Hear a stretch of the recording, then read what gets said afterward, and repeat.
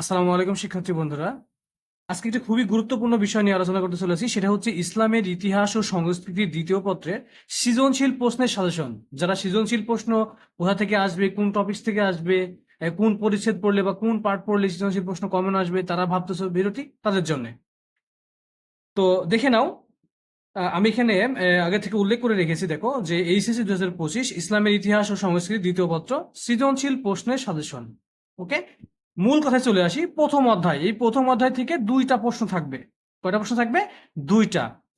এখন এখানটা আরো অনেক পরিচ্ছেদ আছে, সেখান থেকে গুরুত্বপূর্ণ দুইটা টপিকস হচ্ছে আমি এখানে উল্লেখ করে রাখছি, সেটা হচ্ছে মোহাম্মদ বিন কাসিমের সিন্ধু ও মুলতান বিজয়, অর্থাৎ এই রিলেটেড যেগুলো আছে তোমরা সেগুলো ভালো করে পড়বা।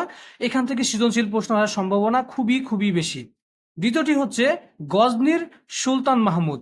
গজনির যে সুলতান ছিলেন তার যে কি কার্যক্রম, তার নিয়ে যে যতগুলো পরিচ্ছেদ আছে আর তাকে নিয়ে যে বিষয়গুলো এখানে আলোচনা করা যায়, সেই বিষয়গুলো তোমরা ভালো করে পড়লে ইনশাল্লাহ এখান থেকে প্রশ্ন কমন পাবে এবং সেটা লিখতে পারবা। ঠিক আছে, এবার তৃতীয় অধ্যায়ে আসো। তৃতীয় অধ্যায় থেকে তিনটা সৃজনশীল প্রশ্ন পরীক্ষায় কিন্তু থাকবে। তাহলে তুমি এখান থেকে কোন কোন টপিকস বা কোন কোন পরিচ্ছেদগুলো পড়বা দেখে নাও। এখানে প্রথমে আছে সম্রাট হুমায়ুন। সম্রাট হুমায়ুনের কোন কোন বিষয়গুলো সব থেকে বেশি গুরুত্বপূর্ণ এখানে উল্লেখ করা আছে, কিন্তু দেখে নাও। মুঘল ও আফগান দ্বন্দ্ব। তোমরা সম্রাট হুমায়ুনের এই বিষয়টা একটু মনোযোগ সহকারে বেশি গুরুত্ব দিয়ে পড়বা, যেহেতু এখান থেকে সৃজনশীল প্রশ্ন আসার সম্ভাবনা সব থেকে বেশি। পরে চলে আসে সম্রাট আকবর।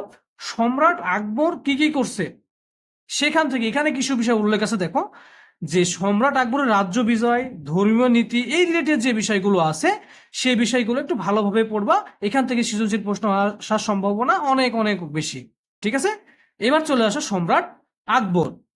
সম্রাট শাহজাহান।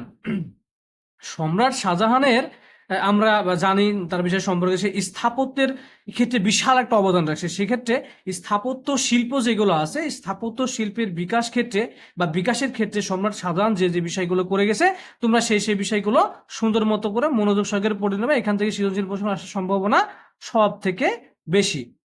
এবার চলে আসি পঞ্চম অধ্যায়। পঞ্চম অধ্যায়টা দেখো যে এখান থেকেও তিনটা প্রশ্ন থাকবে। এখান থেকেও তিনটা প্রশ্ন থাকবে, তার মানে এই অধ্যায়টার গুরুত্ব অনেক বেশি। টপিকস এখানে তুলনামূলকভাবে কম, আর যে টপিকস গুলো এখানে আছে সেই টপিকস গুলো কিন্তু এর আগেও তোমাদের পড়া হয়েছে। যেমন প্রথমে আছে ঐতিহাসিক 6 দফা। 6 দফা কিন্তু খুবই গুরুত্বপূর্ণ। সেটা আমরা দেখে আসছি একেবারে 6 থেকে শুরু করে ইন্টারমিডিয়েট পর্যন্ত, অথবা চাকরি পরীক্ষার ক্ষেত্রে এই যে 6 দফাটা, এই 6 দফা নিয়ে কোনো না কোনো প্রশ্ন থাকে। সো এখান থেকে সৃজনশীল প্রশ্ন থাকার সম্ভাবনা খুবই বেশি। এবার চলে আসো আগরতলা মামলা। হ্যাঁ, আগরতলা মামলাটাও অনেক গুরুত্বপূর্ণ, তোমরা এটাও ভালো করে রিডিং পড়ে নিবে, অর্থাৎ এটা সম্পর্কে তোমাদের জ্ঞান থাকতে হবে, তাহলে তোমরা সৃজনশীল প্রশ্ন লিখতে পারবা। 1969-এর গণ অভ্যুত্থান। এই অধ্যায়ের আরো একটি গুরুত্বপূর্ণ টপিক হচ্ছে 1969-এর গণ অভ্যুত্থান, অর্থাৎ এই যে 1969 সালের গণ অভ্যুত্থান সম্পর্কে তুমি কোন কোন বিষয়গুলো জানো, সেই বিষয়গুলো বা জানতে চাচ্ছ, সেই বিষয়গুলো ভালোভাবে পড়লে এখান থেকে সৃজনশীল প্রশ্ন কমন পাবে ইনশাল্লাহ। 1954 সালে যুক্ত ফ্রন্ট, এই যে যুক্ত ফ্রন্টের যে নির্বাচন, সেটা ভালোভাবে পড়বা। এবার চলে সব শেষে ষষ্ঠ অধ্যায়। এই ষষ্ঠ অধ্যায় থেকেও তিনটা প্রশ্ন কিন্তু পরীক্ষায় থাকবে। এখন প্রথম কোন টপিকস তুমি পড়বা? এখানে 1970 সালে নির্বাচন আছে, এটা ভালো করে পড়বা। আর 25শে মার্চ কাল রাত, এটা আমরা অনেক আগে থেকে পড়ে আসছি, খুবই গুরুত্বপূর্ণ, এটা আরো ভালো করে পড়বা। পরে স্বাধীন ও সার্বভৌম বাংলাদেশের উদ্ভুত হয়। বাংলাদেশের স্বাধীনতা বা বাংলাদেশ কিভাবে স্বাধীন হয়েছে, এটা কিভাবে বাংলাদেশ কিভাবে উঠেছে, সেই বিষয়টা, এই বিষয়টা ভালো করে পড়বা। সবশেষ যেটা কথা বলি সেটা হচ্ছে স্বাধীনতা বিরোধী তৎপরতা। এই যে এই বিষয়গুলো যদি তোমরা ভালোভাবে পড়ো, ইনশাল্লাহ তোমাদের সৃজনশীল প্রশ্ন কমন নিয়ে কোনো টেনশন থাকবে না।